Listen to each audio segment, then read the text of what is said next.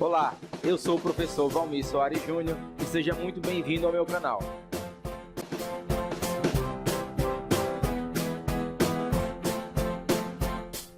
Olha só, galera, vamos lá, estamos aqui de volta, estamos aqui para voltar e continuar a estudar a demonstração dos fluxos de caixa. Essa já é a nossa aula 8 desse curso, o curso está acabando, está chegando ao fim. Espero que você esteja gostando.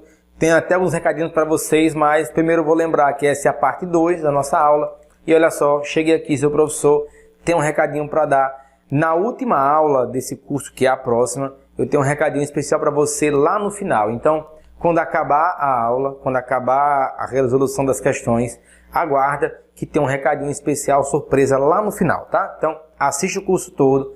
Quando terminar as respostas, terminar a resolução das questões da próxima aula, eu espero vocês lá no final do vídeo para a gente conversar um pouquinho. Então vamos lá, vamos voltar a estudar a DFC. A gente já viu alguns aspectos relacionados à DFC na primeira parte dessa aula.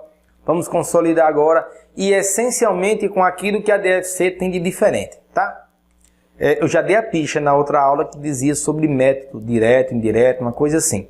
Mas agora a gente vai deixar claro qual é a diferença da DFC do setor privado para o setor público. Então olha só. A DFC apresenta um quadro principal, também apresenta um quadro de receitas derivadas e originárias. E se você quiser saber o que são receitas derivadas e originárias, convido vocês mais uma vez a assistir o curso de orçamento público. Eu não vou ficar repetindo matéria, lá você tem a explicação do que é essas duas classificações de receita.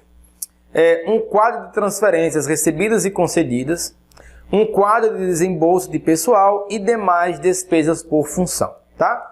E além, claro, de um quadro de juros e encargos da dívida.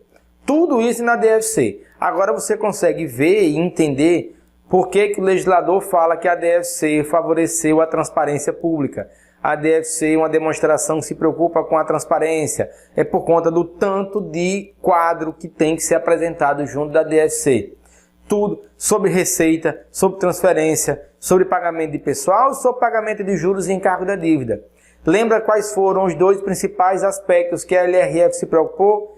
A LRF, Lei Complementar 101, Lei de Responsabilidade Fiscal do ano 2000, ela se preocupou consideravelmente com dois tipos de despesa. D e E aqui, ó. Pessoal e juros e encargo da dívida. Duas despesas que marcaram a década de 90 como um grande descontrole das administrações públicas de modo geral. Esses dois tipos de despesa tiveram grandes problemas durante a década de 90 e a demonstração de fluxo de caixa já no ano 2008 veio para trazer à luz um número de informações consideráveis para que se possibilite o acompanhamento desses gastos, gerando favorecimento na transparência pública. Tá? Vamos seguindo então sobre o quadro das receitas e despesas, quadro das receitas derivadas e originárias. O que é que aparece lá? Nas receitas derivadas, compreendem as receitas obtidas pelo poder público por meio da soberania estatal. Decorrem de imposição constitucional ou legal e, por isso, auferidas de forma impositiva, como, por exemplo, as tributárias e as contribuições especiais. A receita derivada, e tem esse nome porque é aquela que deriva do patrimônio de terceiros, deriva do patrimônio dos particulares. É quando a administração pública olha para o contribuinte e diz: você tem que me pagar, porque a legislação tributária nacional e o nosso fluxo orçamentário e financeiro no país diz que você tem que me pagar seus tributos para que eu possa gerir a máquina pública. Então, derivada porque deriva do patrimônio de terceiros. E a originária é aquela que se origina do próprio patrimônio público. Como assim? Lê comigo, ó. Compreendem as receitas arrecadadas por meio de exploração de atividade econômica pela administração pública. Resultam principalmente de rendas de patrimônio mobiliário e imobiliário do Estado, aluguéis, de preços públicos, de prestação de serviços comerciais e de venda de produtos industriais e agropecuários. Então lembra aquela escola que você estudava, se você estudava em escola pública, tinha uma cantina na escola e a cantina da escola ela era alugada a alguém que comercializava lanche? Pois é, esse aluguel ele é uma receita originária. É o Estado usando o seu próprio patrimônio explorando ele economicamente para oferir rendimentos, para oferir receita. Aí você pensa, não, mas o valor é insignificante. Realmente, quase que a totalidade da receita pública é receita pública derivada. É originária do patrimônio de terceiros, dos contribuintes. Uma pequena parcela só que é originária, mas ela existe e a DFC apresenta um quadro para separar o que é receita originária do que é receita derivada. Sobre o quadro de transferências recebidas e concedidas, eu vou falar das transferências intergovernamentais e as intragovernamentais. São transferências intergovernamentais aquelas que compreendem recursos entre entes federados distintos. E as intragovernamentais são as transferências de recursos no âmbito do mesmo ente federado. Exemplo, Estado repartindo recursos para município é transferência intergovernamental. A Secretaria de Educação, o Ministério da Educação mandando dinheiro para o Ministério do Planejamento no governo federal é uma transferência intragovernamental. É dentro do mesmo ente federado. E sobre demonstração dos fluxos de caixa, voltando para nossos quadros principais, eu tenho que te falar aqui, a DFC deve ser elaborada pelo método direto e deve evidenciar as alterações de caixa, equivalente de caixa, verificada no exercício de referência, classificadas nos seguintes fluxos, de acordo com as atividades da entidade, operacionais, de investimento e de financiamento. Já falamos disso na primeira parte da aula, é sempre bom reforçar que a DFC no setor público é igual à DFC na contabilidade geral. Há esses três tipos de fluxo.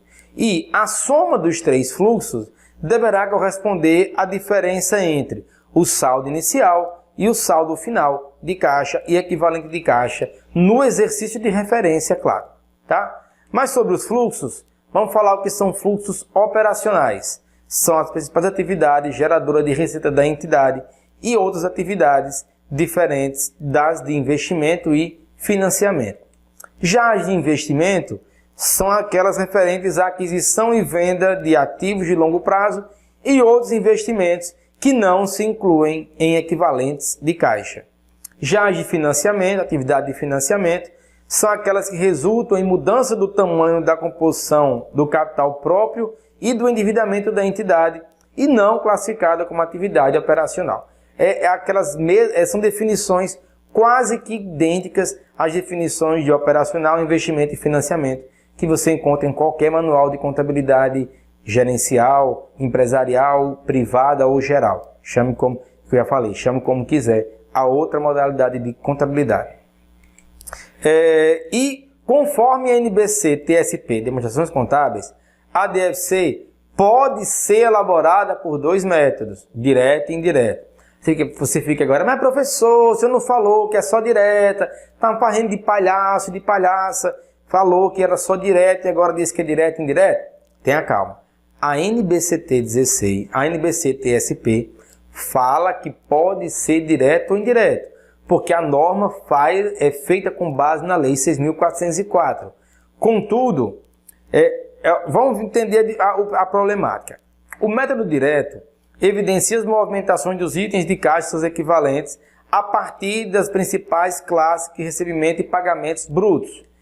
Já o método indireto, ele evidencia as principais classes de recebimento e pagamento a partir do ajuste ao resultado patrimonial. Lembra do que como é feito o método indireto, como é feita a DFC pelo método indireto. Você pega o lucro, olha o problema. Você pega o lucro e vem ajustando esse lucro com as contas que não repercutem no caixa, mas repercutem na apuração do lucro. Depreciação e outras variações que repercutem no resultado do exercício, mas não repercutem na movimentação de caixa. Isso na contabilidade geral. Mas essa história de partir do lucro é que complica aqui para a gente, porque o setor público não tem lucro. Lucro é apurado na DRE, setor público não tem DRE. E muito embora exista DVP, que é uma demonstração análoga, semelhante à DRE, a DVP não tem nem de longe as mesmas características que uma DRE. Então, no setor público não tem como fazer pelo método indireto, porque não tem lucro para começar a apuração do método indireto. Porque o método indireto ainda considera alguns elementos como as transações que não envolvem caixas equivalentes, de quaisquer diferimentos ou outras apropriações por competência sobre recebimentos e pagamentos, que também não impactam no caixa equivalente de caixa, e dos itens de receita e despesa orçamentária associados a fluxo de caixa equivalentes de atividade de investimento ou de financiamento. Mas no setor público, e olha só, o MCASP estabelece que a demonstração de fluxo de caixa deve ser elaborada preferencialmente pelo método direto. Isso no MCASP. Mas, segundo a norma IPC 8, Metodologia para Elaboração de Demonstração de Fluxo de Caixa, a DFC é elaborada pelo método direto e evidencia as movimentações de caixa equivalente de caixa, segregando fluxos em operacional, investimento ou financiamento. Então, mesmo que você encontre alguma norma geral dizendo que DFC pode ser elaborada pelo método direto ou indireto, isso é lá na contabilidade geral. Na contabilidade pública, só método direto. Entendido? E uma pequena imagem para ilustrar aqui o que a gente falou sobre DFC já. A DFC identifica fonte de geração de fluxo de entrada de caixa, itens de consumo de caixa durante o período das demonstrações, saldo de caixa na data das demonstrações contábeis. E permite analisar a capacidade e a entidade de gerar caixa equivalente de caixa e a utilização de recursos próprios e de terceiros em suas atividades. Tá bem? E essa é a nossa DFC. O quadro da nossa DFC, ele tem os fluxos de caixa separados em atividades operacionais, de investimento e de financiamento. Cada uma das atividades, incluindo aquilo que a gente já viu, ingressos e desembolsos, atividades de aquisição e alienação de ativos e no de financiamento, relacionado à captação e amortização de empréstimos e financiamentos. Além de, olha lá embaixo, caixa no início e caixa no final do exercício. Tá bom? Vamos agora para algumas questões que já foram objeto de concursos públicos. Vamos discutir essas questões. Olha só, seu professor está aqui, chegou junto com você. Lembrando, você pode pausar o vídeo, tentar resolver a questão sozinha ou sozinho e depois a gente discute aqui, tá? Mas por hora, olha só, tem um lançamentozinho contábil ali, um lançamento contábil. Um débito numa conta de caixa em moeda nacional com atributo financeiro e um crédito numa conta de empréstimo de curto prazo externo com atributo patrimonial. Ou seja, entrou dinheiro no caixa, é débito no caixa. Entrou dinheiro no caixa, aspecto financeiro, em troca de o desaparecimento de um passivo patrimonial, lançado por competência. Então, entrou dinheiro, então olha só. Se entrou dinheiro de um empréstimo que eu concedi, isso não é financiamento. Porque financiamento eu teria que ter feito o empréstimo. A concessão de empréstimo para recebimento futuro está ligado a uma atividade de investimento. Até porque o órgão público, uma empresa, uma entidade pública, ela, em regra, não vive para conceder empréstimo. Ela vive para fornecer bens e prestar serviço público. Então, essa atividade aí não é operacional e nem é de financiamento, é de investimento. Porque, apesar de ter o nome empréstimo, foi colocado para te confundir. O lançamento, o débito foi no caixa, entrou dinheiro no caixa e o crédito no empréstimo de curto prazo. Era um direito que eu tinha de receber e acabei de receber. Então, considerando o lançamento contábil precedente, tenha sido feito em um ente de administração pública federal, julgue o item. A movimentação de recursos relativa ao lançamento em tela deverá ser apresentada na DFC da entidade como fluxo operacional. Não é operacional. É um fluxo de investimento, porque é um empréstimo que eu concedi e agora estou recebendo de volta. É um investimento. De acordo com o MCASP, correspondem, respectivamente, a um ingresso de fluxo de caixa de atividade de investimento e um desembolso de fluxo de caixa de atividade de financiamento, demonstrado na DFC de um ente da federação, as movimentações decorrentes de. Então, olha só, ele quer um fluxo de caixa, um ingresso no caixa por investimento e um desembolso no caixa por financiamento, tá? Então, um ingresso no caixa de investimento, uma amortização de empréstimo, pode ser. Pode ser.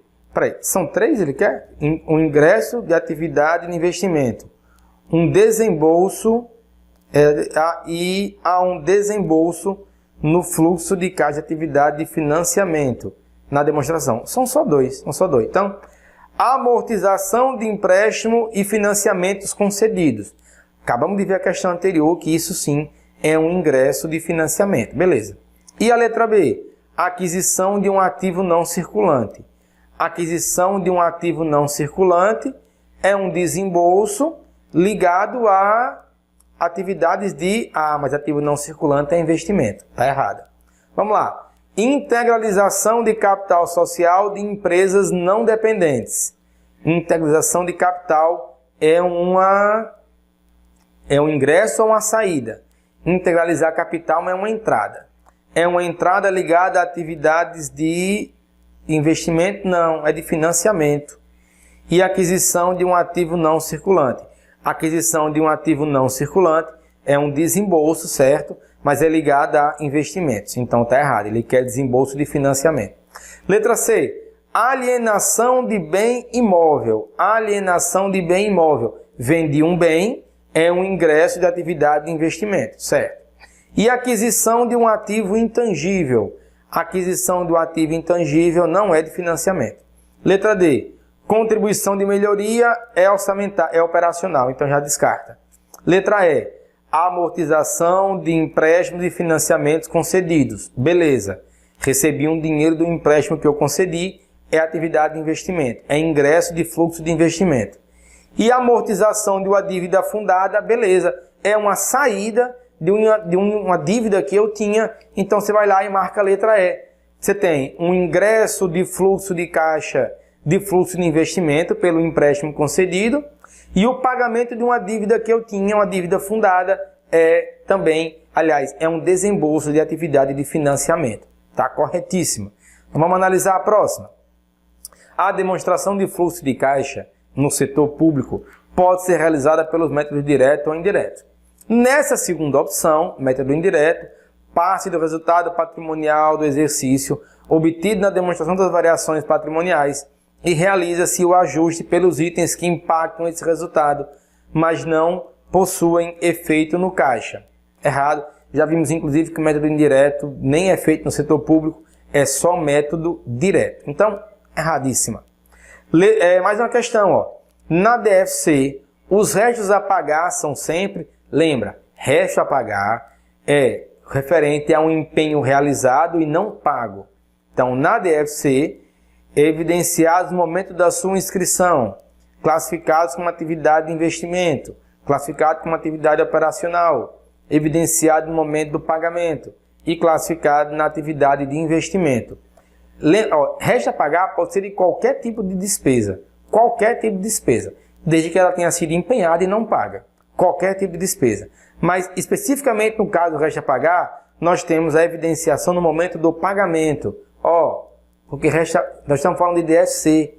DFC leva em consideração o fluxo financeiro de caixa, o equivalente de caixa. No empenho, não há movimentação financeira. Na liquidação, não há movimentação financeira. Só há no ato do pagamento. Professor, mas a gente viu no balanço financeiro. O balanço financeiro é outra coisa. Estamos falando de DFC. DFC só se preocupa com caixa equivalente de caixa. Vamos para mais nenhuma não. Terminamos aqui. Concluímos o estudo da DFC. Espero encontrar você na próxima aula, que é a última, falando sobre DMPL. Forte abraço e bons estudos!